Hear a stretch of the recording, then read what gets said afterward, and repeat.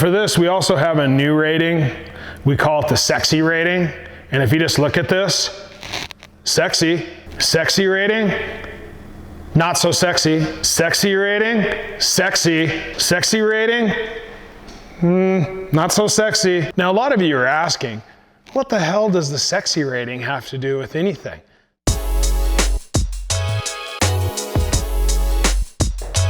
Hey everybody, James here at Inside Enduro. Man, we got two killer bikes here. 21 Sherco, factory edition. 21 KTM XCW TPI, the Ghost, if you can get one. Two incredible bike platforms. New kid on the block, knocking on the door, the old guard. We're gonna do a little walk around. These are both essentially right off the showroom floor. Haven't really done anything. However, on the Sherco, it did come with a really nice skid plate. We've replaced it with even a batter mammer jammer with full linkage protection. Other than that, these bikes are as you would see them rolling out of the shop. So let's go on with the KTM and let's see what this bad boy has. So hey, first we're gonna talk about the KTM TPI. I have hundreds and hundreds, if not 1,000+ hours on the TPI. TPI has some great things. I was initially on the TPI train. You put some oil in here, you put some gas in here, and off you go. You really don't have any spillage from a carburetor. When you tip it, it's more like a 4-stroke. However, if you want to share gas with your buddies, that's tough. Unless you can pick the bike up and hold it upside down. Or you like to siphon and drink gas. That's a whole nother subject. With it, pretty much stock. You guys have been around KTMs. You have the WP inverted forks. You've got cast aluminum triple clamps. We've got kind of your stock seat, pretty smooth, kind of gender ambiguous. You've got the unit for your hours, distance, trip meters, low fuel light, oil light, etc. Oil light's nice, you need that with the TPI. As we all know, electric start. Other than that, you're not getting a skid plate. Pretty minimal on the back end. You're running AT81s front and back. Not a lot of people love the front. The AT81 on the back, the standard, has always been a really solid tire. One nice thing with the KTMs, if you don't trade these out for radiator protectors, you have these polycarbonates that give a fair amount of protection in a pinch. Most of us replace these, but if you don't, these are still pretty tough. Typical handguards with the styling. I don't know where the style went, but it's pretty bland. There's not a lot there, but there you go. At least they silk screen these on, but hey, a lot of people run aftermarket graphics anyways. As we roll around the bike, taillight, you have a KTM exhaust, WP shock, and then pretty much their pipe. This has been kind of a new introduction, this ribbed for his and her pleasure. It's got kind of a reduced profile on it to give you a little bit of relief from smashing rocks. But other than that, that's about it with the 21 KTM. As we know, it runs the TPI system. It's the only one running a true fuel injected system. We'll cover that more in depth, but cosmetically, let's look over the Sherco. All right, now looking at the Sherco 21 factory edition, I don't know, you may want to wear sunglasses because there's a little bit more going on here. So with the factory edition, you're getting a little more pep with just the overall finish. You've got graphics, factory graphics,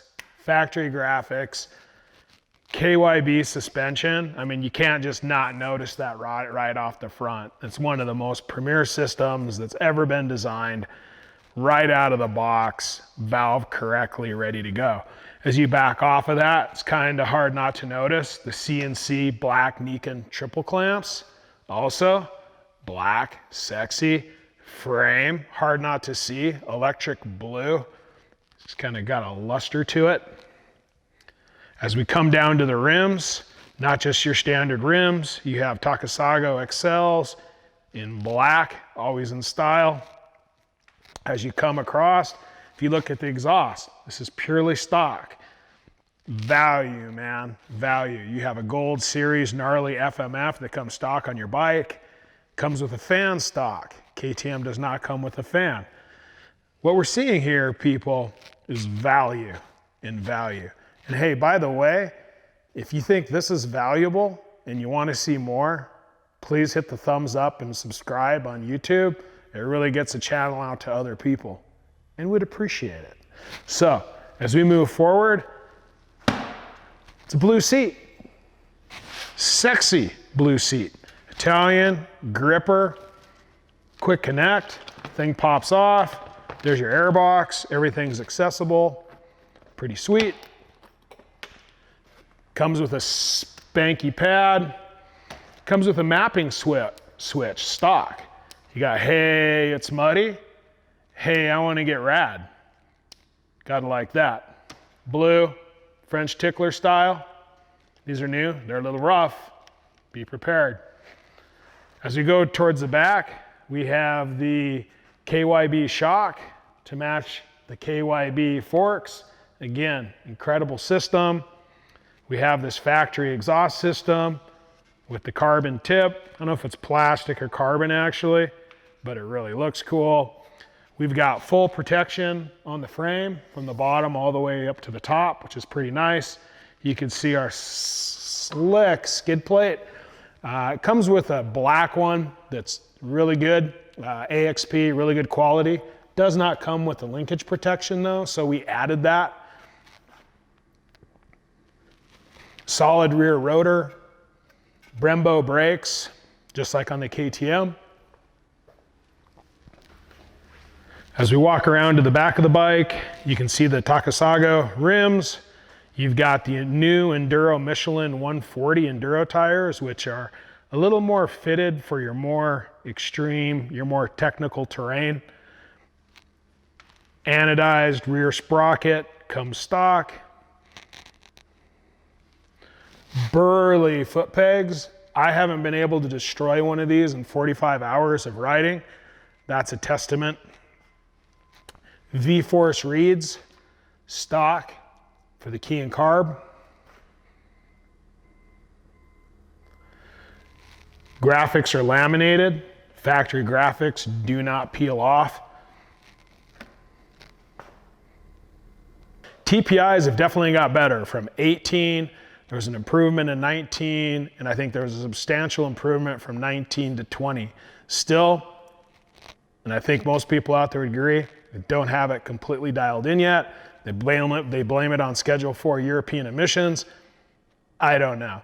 All I do know is you cannot tune these. You cannot change the idle. They have an idle screw, as all of you know. That just opens the butterfly. It doesn't change the fuel mixture. And the thing, usually if you turn up the idle via that method, it fails in the mid-range. Not so cool. So all in all, the TPI has worked reasonably well. If you're someone who just wants to put the gas in, put the oil in and forget about it and get down the trail, and you're really not requiring super hard work out of the bike, they can work okay. But where they fall flat is when you need more out of them, you need more horsepower out of them, you need more performance out of them. They're just simply not tunable. With the lack of tunability, it's kind of a bummer. You're really stuck with what you got. And we've had so many of these bikes in the same year that some bikes run different than other bikes in the TPI. Same model. We've had 4 2020 300 XCW KTMs. They all run a little bit differently. There's the favorite one, and you really can't explain that. It just happens, and you're stuck with it, with whatever you have. Some of you can go down the route of the Get ECU. We did that on one bike, $1,200, Get ECU, race kit, everything fancy. You can geek out, change the air fuel mixtures on your phone, but at the end of the day, you can't even change the idle on that, and that's a problem. A lot of them, when you're going downhill, even if you're not using the rear brake, they like to stall. And on top of it, the gas mileage as well, not great.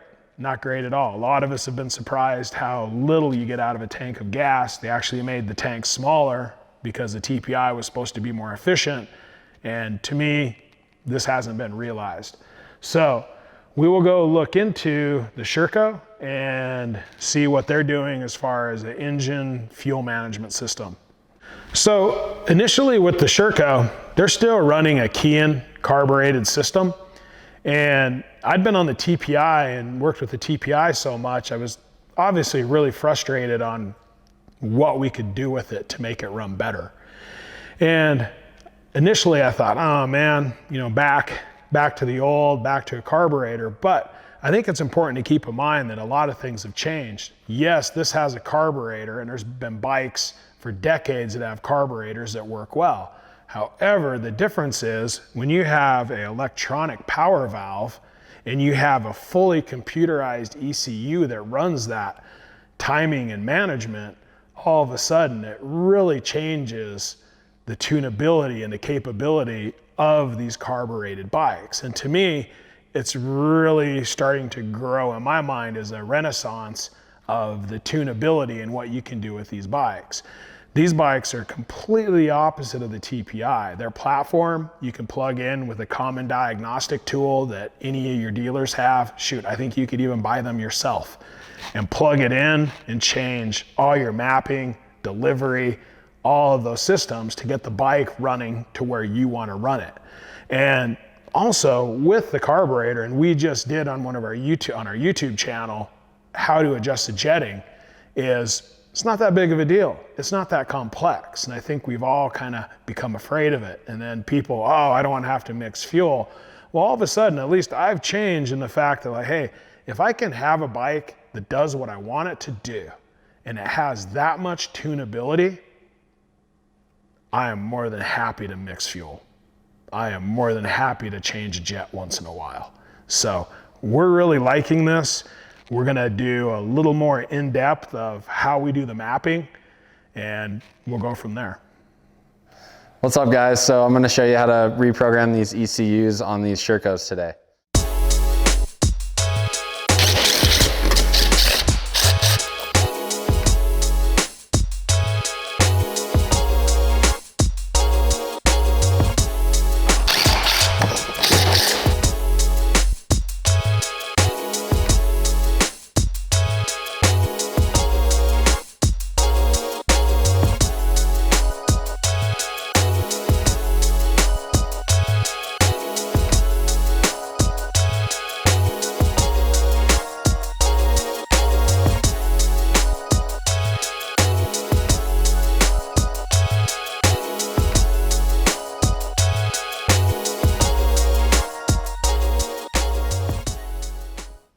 Where it's plugged in.